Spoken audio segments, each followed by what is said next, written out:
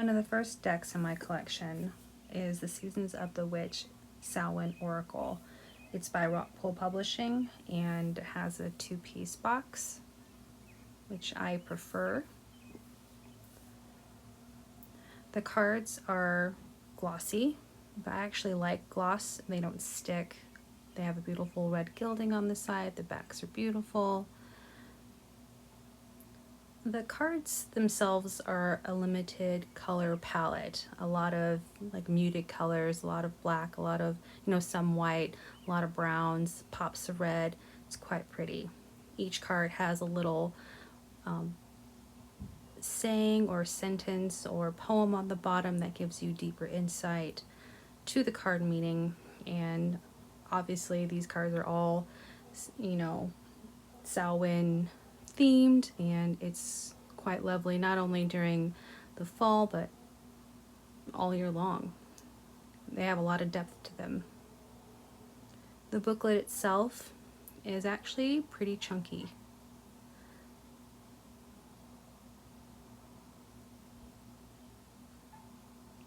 It does have a beautiful contents, easy to find the cards, has pops of art in there. It's quite nice. Each card has a full color insert. It also has keywords in there along with restating it on the card. It has reversed as well, meanings, and you get about a page, 2 pages per card. It's actually a quite lovely little oracle. That is one of my favorites for sure. And it shuffles like a dream. My preferred cardstock. And there you go.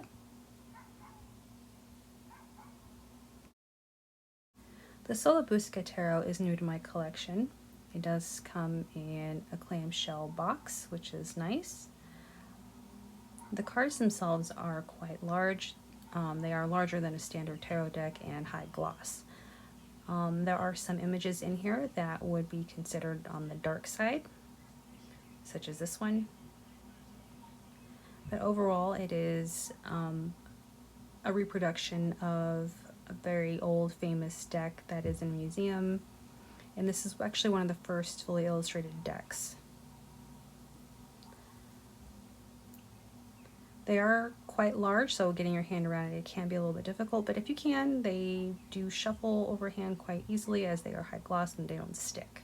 The backs they're okay. The book itself comes in 5 languages,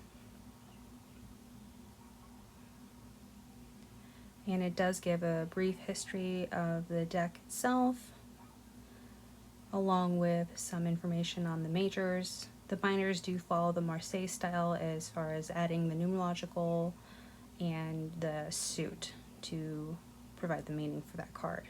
There is a supplemental book called The Game of Saturn for this deck as well. The Fallen Angel Oracle cards is one of the best oracle decks there is for doing shadow work and getting to the root of an issue. The cards are high gloss. I did trim the edges or the corners just a little bit, and I did edge it in black, which definitely makes it pop. The pictures themselves are a digital collage of cemetery scenes and added elements that represent the meaning of the cards. Each card has a number on them along with the name of the fallen angel and a little keyword. This deck is a sharpshooter. It reads great. It's very clear. The book itself is a little thin, but it packs enough information to get to the root of the issue and answer your question or point in the right direction. It does have a table of contents, an introduction of how the cards came to be.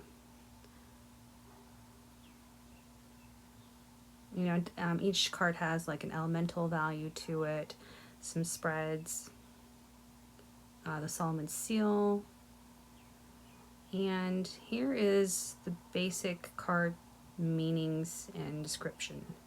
So you get an element, a sentence or a message, and then about a paragraph or so of information about the fallen angel.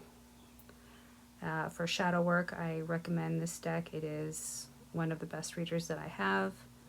I get along with it pretty great, and it's a good reader.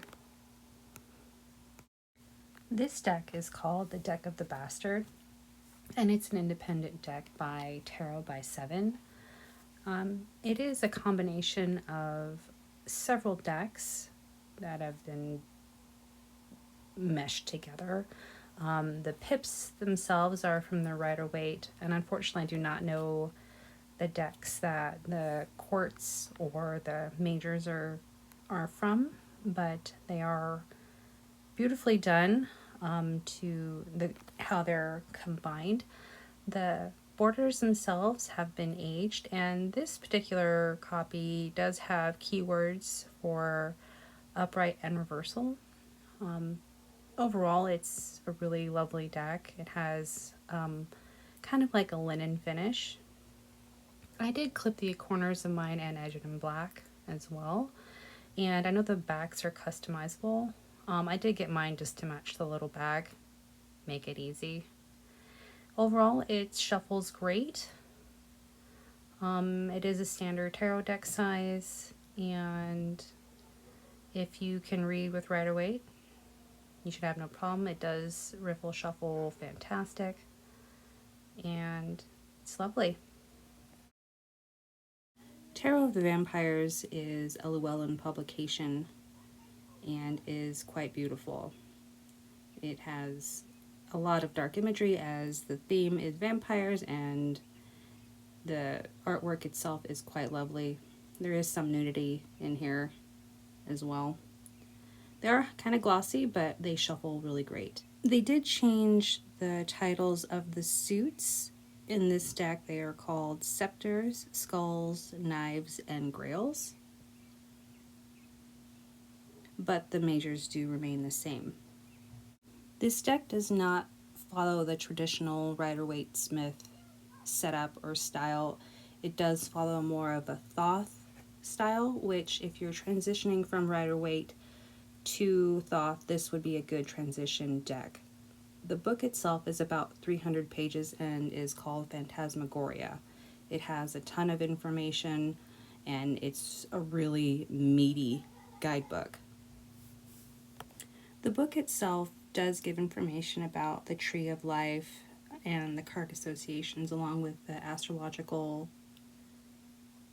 associations, and there's quite a few spreads in here as well. The introduction is pretty extensive and informative and well written. For each card, there is quite a bit of information.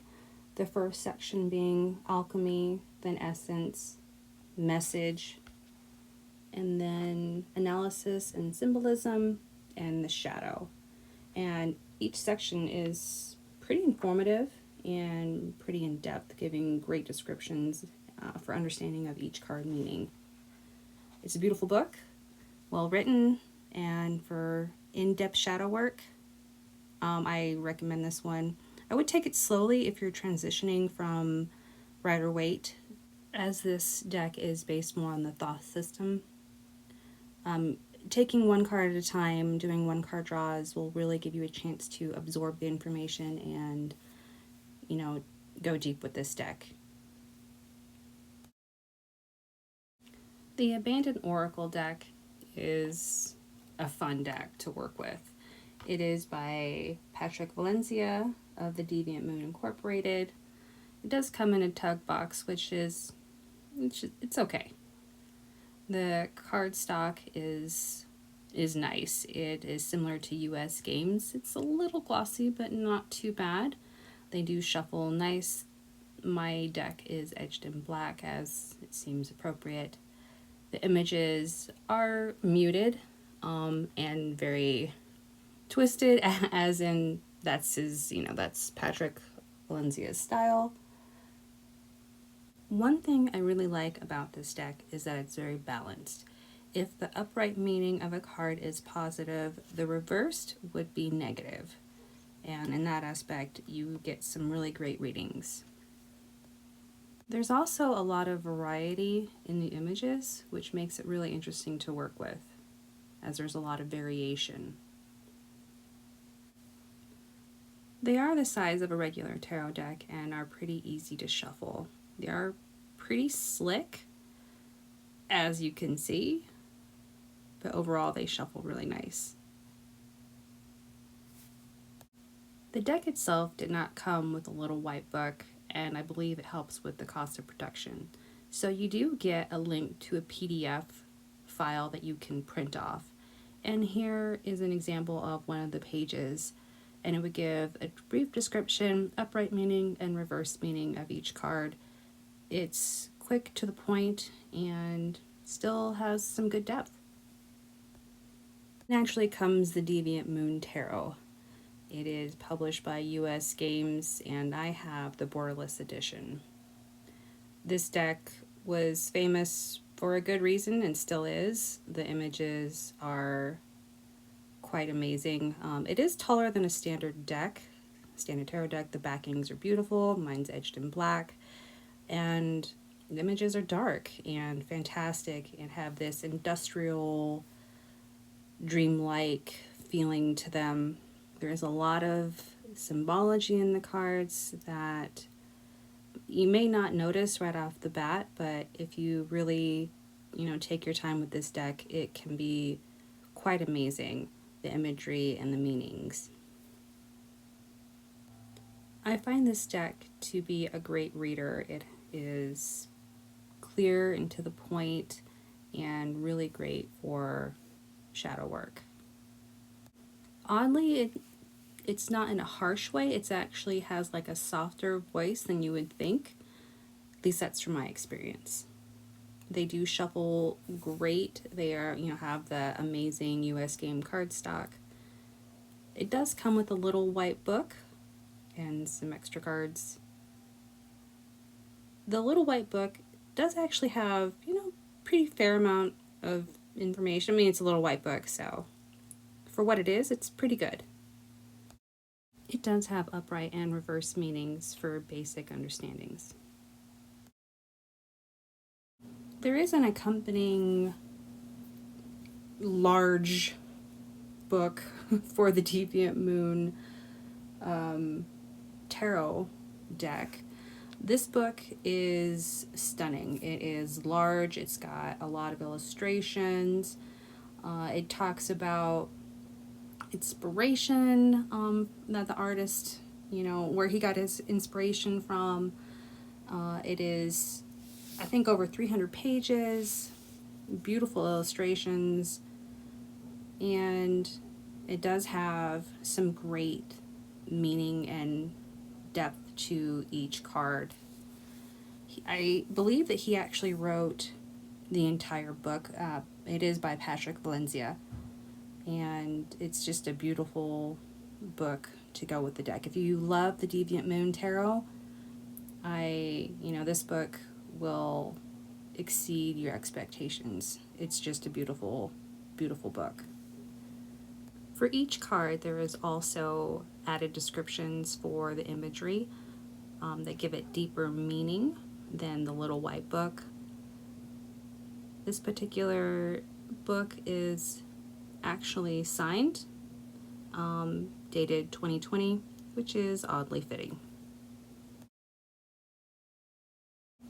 The Stretch Tarot is an independent deck, I believe, based out of the UK. It does come in a tug box and no little white book. I believe you can actually download the little white book at their website.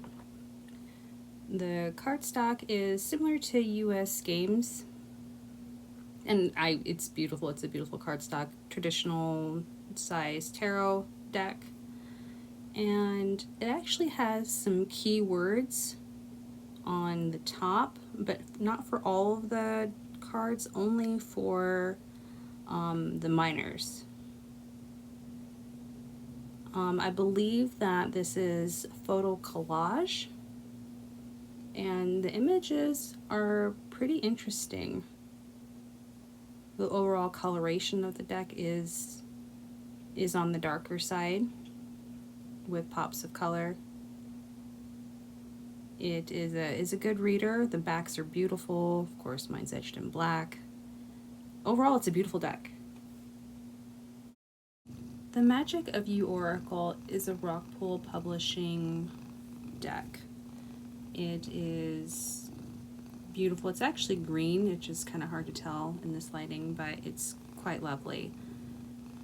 The cardstock is high gloss, or medium to high gloss, but they are beautiful. It's a typical Rockpool Oracle size deck. The backs are beautiful. I actually love the image of the keys. The images themselves are a little on the dark side. It does photo collage. Each card has a number, a title, and a little phrase at the bottom to indicate, some of the meaning to the cards. The name themselves, the title itself, is not arbitrary. There is depth behind it. They're not common words, so you will have to kind of do a little bit of research as to find the deeper meaning of the title. It's only a 36 card deck, but it is enough to give a great reading. The manual, or the little white book, is nice. It does have a nice index, or table of contents, and each card has a thumbnail image along with a description, and it actually has like a little working ritual for each card, which is quite lovely if you want to take it to the next level when working with this deck. Overall, it's a great reader and has a lot of depth to it. The Heal Yourself reading cards by Rockpool Publishing is an interesting deck. It has 36 cards. The backs are beautiful. They are a little on the larger side, but it's an Oracle deck, so it's pretty expected for it to be larger than tarot. The images kind of have the romance novel kind of feel, romance cover kind of feel to them, but there is some depth to them. It will call you out and make you face things that are not necessarily pleasant. The images are lovely though. That one is quite beautiful. The guidebook is pretty decent. It does have full color photos, and along with the table of contents to make it easy to find the cards. The cards are numbered. So you get a full image, and then you have a brief description and an action to take when working with each of the cards. So you don't need to have the deck in hand in order to look at the image, which is quite nice. I definitely appreciate decks that give you an action to overcome whatever shadow aspect you are trying to work through, which is nice. The Trion Fidella Luna is also another deck by Patrick Valencia. It is, again, tug box in his traditional art style. This is probably one of the few decks of his that I have not edged yet. The backs are beautiful. It is similar to US game cardstock. It does come with some extra cards, which have their own meaning that, if you choose, you can shuffle in with your deck for added depth. If you want to read, with a traditional Marseille style deck, you would just obviously remove those. The images are traditional of his art style, which I really love. This deck is actually not reversible from my experience. The wand suit specifically, I personally cannot tell if it's upright or reversed, so therefore this is an upright only deck for me. Aside from the pips, the court cards, and the majors, they still have that lovely dark imagery, and it's a beautiful deck. It's easy to see that he was inspired by the traditional Marseille style of the court cards and the majors. Overall, it's a quite lovely deck. There is a second option for the tower, also known as the lightning, which is nice to have, variety. These cards, they have their own separate meanings, which I don't know offhand. I haven't mixed them in with the deck. But it is a nice alternative, and the artwork, again, is provocative and interesting. And it's nice to have a choice to customize your deck if you want. You could put them all in or just one or two, and it's nice to have variety and options. The images on these cards are so descriptive and portray such a clear scene that you can easily use your intuition to gather meaning. The Dark Mirror Oracle is a low Scarabeo published deck. Comes in a 2-piece box. There's 36 cards in this deck, so it's a smaller deck, but it does pack a pretty decent punch as far as meaning and depth. The cardstock is nice. It is a little glossy, as you can see. The images are kind of confronting, and when you're doing shadow work, that's what's needed. The cards are numbered, and the titles are actually pretty descriptive as to the meaning of the cards. On each side, it gives a moon phase for each of the cards, which could help you in your working with this deck.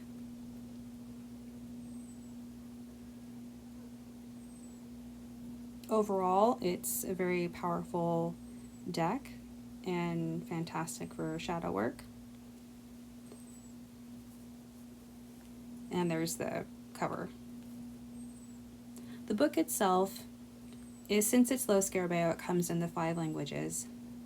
In the introduction, it does describe the 5 grieving process or grief process: denial, anger, bargain, depression, and acceptance, which each card is assigned one of these stages.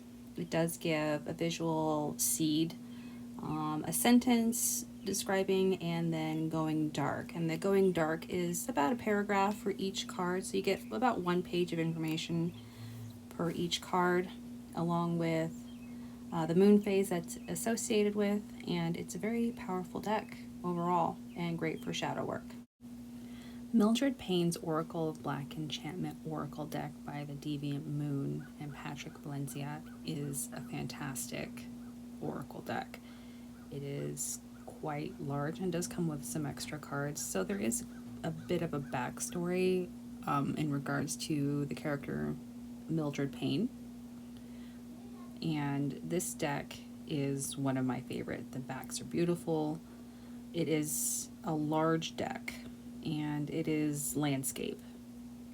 The art style for these cards are like a medieval wood carving style type mixed in with Patrick Valencia's actual art style.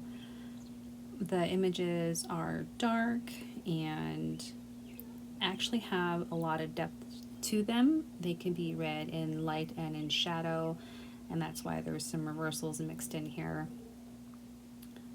It depicts these interesting scenes, and in the guidebook, or the printable PDF download that you get, it describes 2 versions of the card. Are you one party or the other party, which gives the light and shadow aspect to this deck.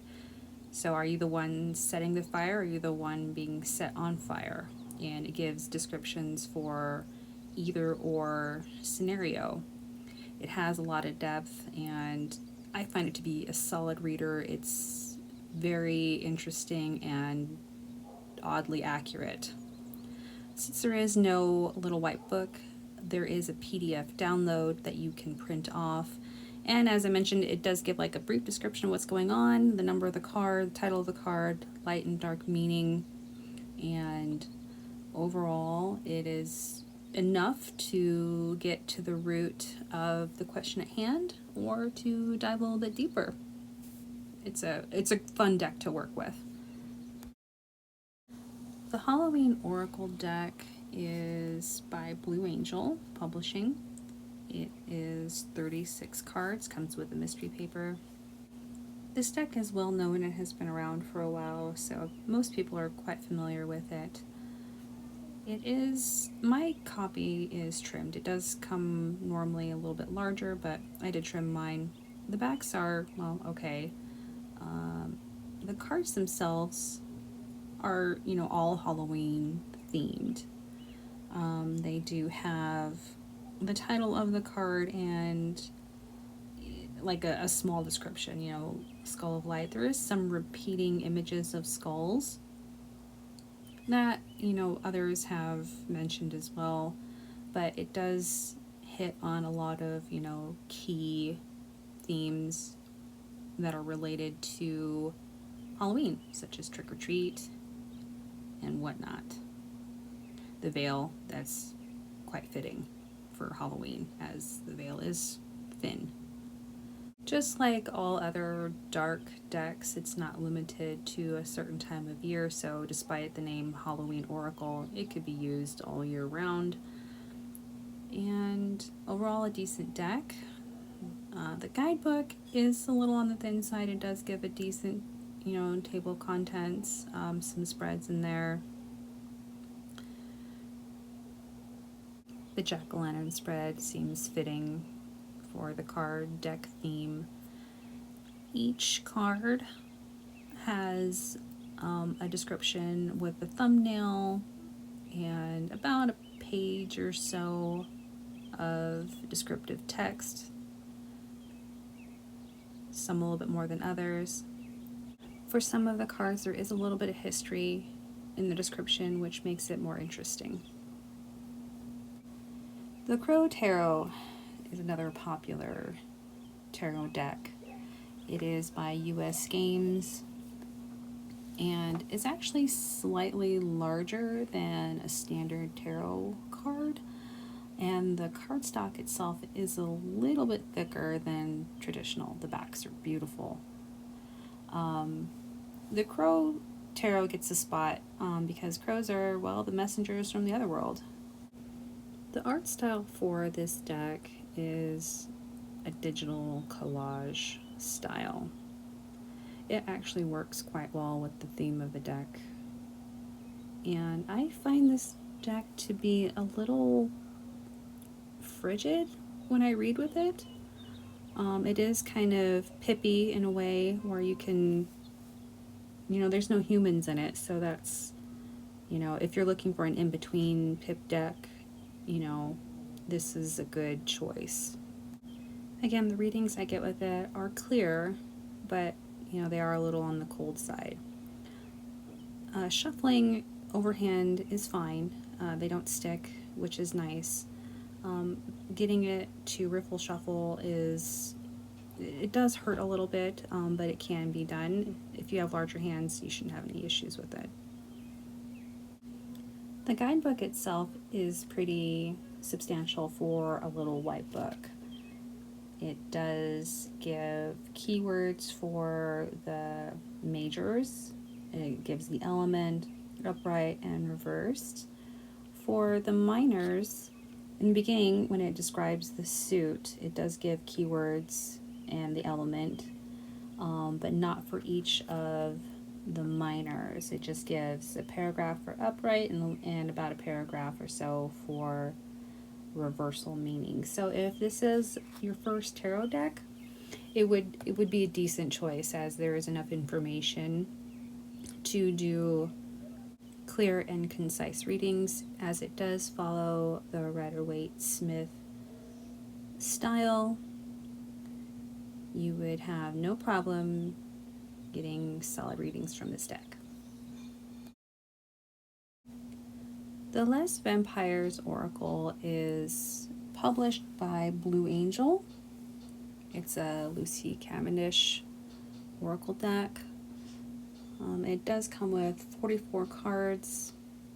My copy is trimmed as it came much larger and was difficult to handle. The backs are okay. You can tell that they're not reversible. The cards themselves are kind of glossy. Each has a number, a title, and then 3 keywords corresponding to the meaning of the card.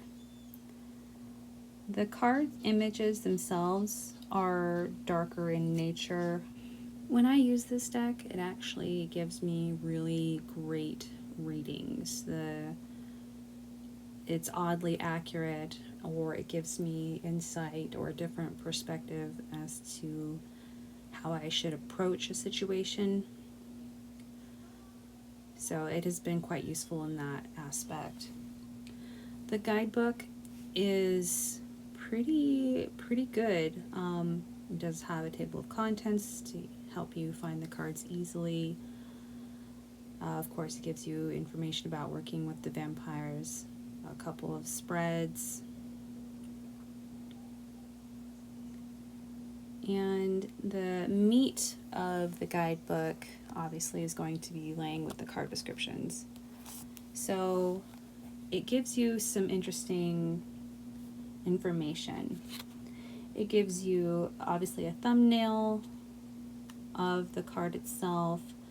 The vampire speaks, so it gives you like a little bit of a backstory of to what's going on with that particular vampire, the blessing, the curse, and then working with this card. And you can actually do some great shadow work with this deck. So switching it up just a wee bit, we have the Royal Mischief. Now this is actually a 52 card playing deck that is by Patrick Valencia, and it's a fun deck to have. It is just a standard playing deck. It does come gilded in this beautiful silver gilding, and each card is illustrated. Now, and there actually are some titles on each of the cards. He just has like this very clever way of incorporating the pip symbols into these really imaginative scenes. Each one is so unique. So the reason why I included this deck into my dark deck, Oracle deck collection, is because you can actually read with playing cards. It's been going on for centuries. So this would be a fun deck to, to do your playing card divination. I would not necessarily recommend it for regular playing card games, as the images can be a little distracting and kind of hard to read if you're trying to play solitaire. But it is a beautifully illustrated deck. It's clever. It's not quite the same card stock as, playing cards, but for, divination purposes, if you overhand shuffle, it does take a riffle shuffle okay. It's so fun. This is one of my favorite decks.